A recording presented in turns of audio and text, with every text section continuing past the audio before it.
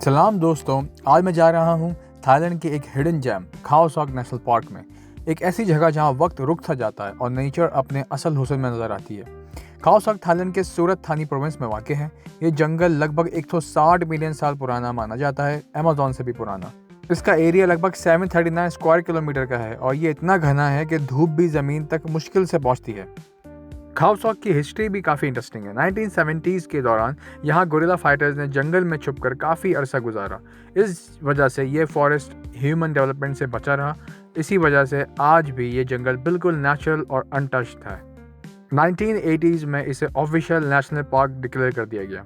खाओ सॉक में कई रिजॉर्ट्स हैं, लग्जरी टेंट्स हैं और कई बम्बू हट्स भी मौजूद हैं, लेकिन इसके बावजूद ये जंगल अब भी बहुत घना और प्रिजर्व्ड है। अथॉरिटीज़ यहाँ का इको इकोनॉमिक्स को बहुत प्रमोट करती हैं, मतलब डेवलपमेंट का असर नेचर पे नहीं पड़ने देते। मैं रुका था एक खूबसूरत रिजॉर्ट का नाम है मैजिकल माउंटेन व्यू रिजॉर्ट। ये रिजॉर्ट खाओ सॉक के फॉरेस्ट के बीच में है, लिटरली जंगल के अंदर। सुबह उठते ही नीले आसमान, फॉग और चिड़ियों की आवाज़ों का एक्सपीरियंस इस मैजिकल। रिजॉर्ट बहुत कंफर्टेबल था, neat clean rooms, friendly staff और बालकनी से माउंटेन का व्यू मिलता है। यहाँ का खाना भी अच्छा था। Thai curry, sticky rice, grilled fish, सब कुछ फ्रेश और ऑर्गेनिक है। अगर आपको थाई पसंद है तो आप मज़ा करेंगे। और सबसे अच्छी बात, वेजिटेरियन और हलाल ऑप्शंस भी आसानी से मिल जाते हैं। मैंने यहाँ मोटर बाइक रेंट की, जो काफ़ी अच्छा डिसीजन था। यहाँ पब्लिक ट्रांसपोर्ट लिमिटेड है, इसलिए बाइक लेना बेस्ट ऑप्शन होता है। बाइक लेने के लिए कुछ रूल्स हैं। आपको अपना पासपोर्ट आईडी देनी पड़ती है डिपॉजिट के तौर पर, और डेली रेंट अप्रॉक्स 200 to 300 बात होता है, लाइक 5 to 7 पाउंड। हेलमेट ज़रूरी है और थाईलैंड में लेफ्ट हैंड ड्राइविंग होती है। लाइसेंस होना चाहिए, प्रेफरेबली इंटरनेशनल। बाइक से आप आसानी से वाटरफॉल, लेक्स और व्यू पॉइंट्स कवर कर सकते हैं। हर जगह पे इजीली जा सकते हैं और रास्ते में रुक के कुछ अच्छे व्यूज़, टेम्पल्स भी इंजॉय कर सकते हैं। बाइक लेना बहुत कन्वीनियंट है यहाँ पर मेरी नज़र में। आप किसी भी ऑफ रोडिंग एरिया के अंदर अपनी बाइक को गुजार सकते हैं। बाइक्स भी अच्छी क्वालिटी की होती हैं और अच्छी 1 to 5 होती हैं, तो आप इजीली हर व्यू को हर जगह रुक कर इंजॉय कर सकते हैं। तो बाइक लेना मस्ट है। यहाँ कुछ एक्टिविटीज़ भी मौजूद हैं, लाइक तीर कमानी और ये उछलने कूदने की चीज़ें भी शामिल हैं, आप कर सकते हैं। ये सब रिजॉर्ट के अंदर मौजूद होती हैं, तो आप यहाँ पे थोड़ा एंजॉय कर सकते हैं। थोड़ा उछलें, कूदें, फुदकें और थोड़ी सी जो है वॉक करें। वॉक बहुत अच्छी बनी हुई है यहाँ पे रिजॉर्ट के चारों तरफ, जंगल के साथ बीच में रास्ते जा रहे हैं, तो आप यहाँ पे आप इजीली वॉक करें, एंजॉय करें, व्यू को एंजॉय करें और फिर बाइक लेके आप वापस अपने रास्ते पे निकल जाएं। घूमें फिरें, जंगलों को एंजॉय करें, विटनेस करें। जुरासिक पार्क मूवी भी इसी जगह से इंस्पायर्ड है।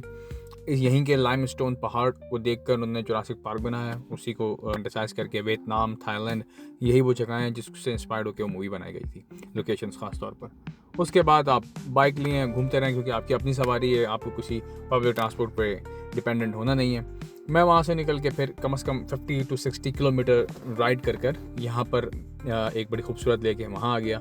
ये भी एक नेचुरल रिजर्वायर के तौर पर बनाया हुआ है। आप कुछ कर नहीं सकते, मतलब कुछ शिकार नहीं कर सकते, कुछ काट नहीं सकते, तो आप यहाँ पर आएँ, व्यू विटनेस करें। लाइमस्टोन्स की आर्किटेक्चरल कटिंग यहाँ पर आप जो है विटनेस कर सकते हैं, जो रियली वर्ल्ड क्लास है।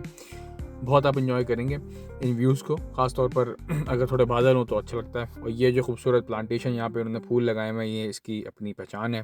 पिंक फ्लावर्स, उसके साथ ब्लू लेक और फिर एक वाइट किस्म के और थोड़े से पहाड़, बहुत खूबसूरत लगता है।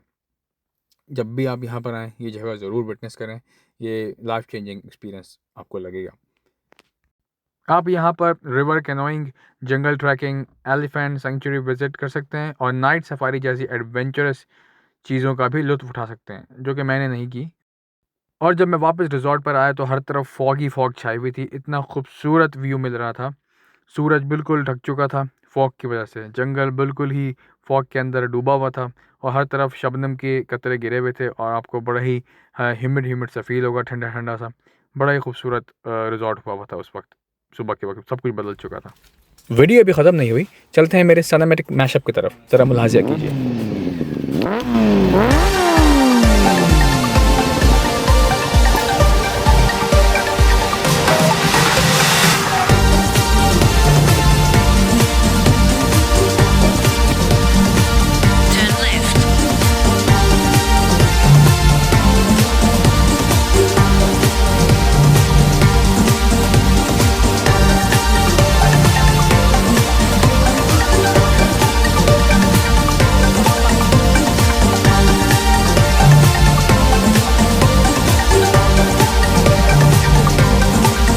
वीडियो एंजॉय की है तो जाते जाते लाइक, कमेंट और सब्सक्राइब ज़रूर कर दिएगा। आपका कमेंट, आपका लाइक और आपका सब्सक्राइब बहुत हेल्पफुल रहेगा। Thank you.